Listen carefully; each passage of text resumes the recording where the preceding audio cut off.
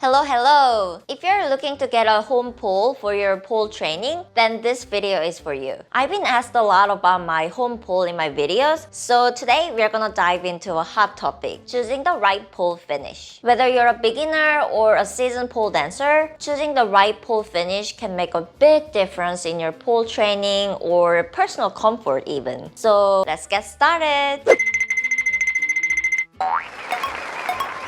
So you finally decided to get a pole for your home training, but now you're probably overwhelmed with all those different types of pole finishes in the market. There are chrome, stainless, powder-coated, silicone, brass, and titanium gold in the market. With so many options, it could be very confusing to choose the right pole finish for you. So I'm gonna share my personal experience with different pole finishes. By the way, Expo USA sent me powder-coated and silicone poles so I could try them personally and share a detailed review. So thank you Expo for sponsoring this video. I currently have stainless steel, chrome, powder coated, and silicone poles. These are some of the most popular pole finishes and I've tried them all. Each pole finish has its unique features and benefits, so let's dive into details. To make it look easy, I've categorized key differences by 5 main categories: grippiness, climate, skin allergy, maintenance, and durability. Let's start with grippiness, which is a crucial factor for pole dancing. If you're looking for maximum grip, then a silicone pole is the way to go.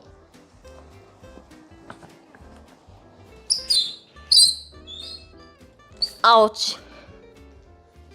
A silicone pole has the most grip out of all pole finishes, and most likely you don't even need a grip aid like dry hands. I would give 5 out of 5 for the grippiness. Next, we have powder-coated poles, which also have excellent grip. I would say 4 out of 5. The powder-coated pole has quite strong grippiness, but still has the smoothness of metal. This is definitely stickier than a stainless pole that I have, but because it's more grippy, it feels more burning on the skin. But I like the powder-coated pole. This is actually my new favorite because I feel like when you start sweating, it gets stickier. So if you're working on a long combo, you slide less than a stainless pole. A chrome pole comes in next with a moderate grip level. I would say 3 out of 5. This is actually a flying pole. Chrome is very similar to stainless, but slightly grippier. But I don't feel a big difference though. On a chrome pole, your skin can move around easily, but still have some kind of grip. Lastly, stainless steel offers the least grip out of all pole finishes. I would say 2.5 out of 5. So when your hands are dry or sweaty, you could slide down pretty easily. Like this. But this could be a good challenge to build their grip strength because in order to stick on the pole, you need to squeeze really hard. Like this. As you can see in the video, a stainless pole could be quite slippery, but you can move around the pole freely. Now, let's talk about climate, because climate can play a big role in choosing the right pole finish. So in general, stainless steel and chrome poles are good for all weather conditions, but stainless steel might be better for a humid weather because this is rust resistant, so it could last longer than the chrome pole. On the other hand, chrome pole would be the best for temperate climate because it's more susceptible for rusting in humid weather. A silicone pole would be good for cooler or temperate climate, but in humid weather condition, it could be a little slippery with sweating, and I did experience that in the Florida weather. And lastly, it is said that powder-coated pole would be good for cooler climate, but honestly, I think it really depends on the person's skin type too, because I have dry to normal skin, and powder-coated pole is great for me in the humid weather of Florida. So yeah. Next category is skin allergy. I personally have very sensitive skin, but I haven't had any allergic reactions to any of these pole finishes, maybe except for silicone pole, not because of the silicone itself, but because of the feature of the silicone. But I'll get to that later. In general, if you have metal allergy, stainless steel or silicone poles could be the safe bet because stainless pole is nickel-free and silicone pole is wrapped with silicone obviously, so there's no metal on the surface. But I've personally had some skin reactions to the silicone pole, not because of the silicone surface itself, but since the silicone is really grippy, it caused my skin to blister. So it would sometimes like rip off my skin. And even if I wear clothing, it would still grip the clothing and cause the fabric burn. So it was a little rough on my skin. And also, I don't know if you can see it, but it picks up the dust really easily. There's like dog hair all over. Because I have really sensitive skin, sometimes the silicone pole in a studio could pick up dust really easily, and I would have some allergic reactions to the dust. So it's something to keep in mind. I've heard some people have allergic reactions to chrome poles. Also, I've heard powder-coated poles could cause some allergic reactions, but I haven't had it personally, so knocking on the wood. And here's a summary of possible skin allergy to each pole finish. Lastly, maintenance.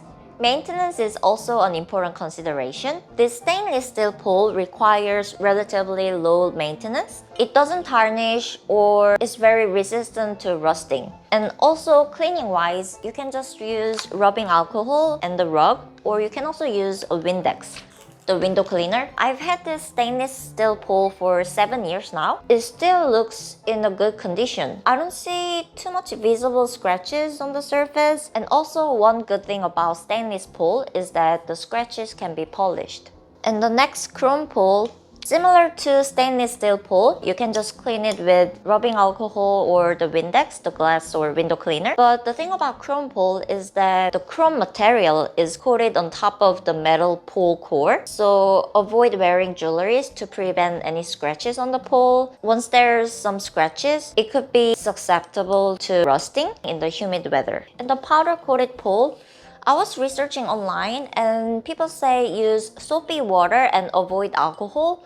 But I've been using rubbing alcohol honestly because it might be too much work to use soapy water every time I use it. I haven't seen any damages yet, but I'm not 100% sure. So please let me know if you have any tips for cleaning powder coated pole. When it comes to durability, since this is also coated with powder on top of the metal pole core, avoid wearing jewelry to prevent any scratches. Lastly, silicone poles. I found something very interesting.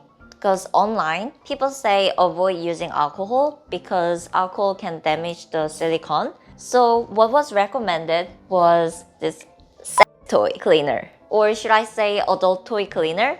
So this adult toy cleaner is alcohol free, and obviously it's used to clean the silicone toys, I guess. Actually, I have a funny story about this. So I take flying pole classes in one of the studios that I go to. They use silicone poles. So after I learned that you're not supposed to use alcohol on the silicone pole, I brought this to the class. And one of the students borrowed this spray from me. And after she used it, she was like, "Oh my God, Claire, this is so good. What is that?" And then all other students like got together around her. They looked at the label and it obviously says adult toy cleaner, right?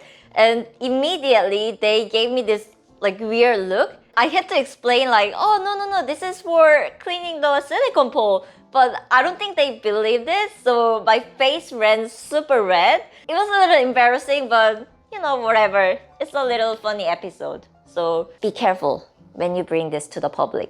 And here's a summary for maintenance and durability. Okay guys, this is it. I know this is a lot of information, but I put them all together in one table so you can pause the screen and take a look for the summary. I hope this helped with making the decision on your pole purchase, and let me know in the comments which pole finish you decided to go with. And also, I did my best to research the most accurate data, but if there's any missing information or incorrect information, please feel free to drop in the comments so we can all learn from each other, okay? Thanks for watching and happy polling!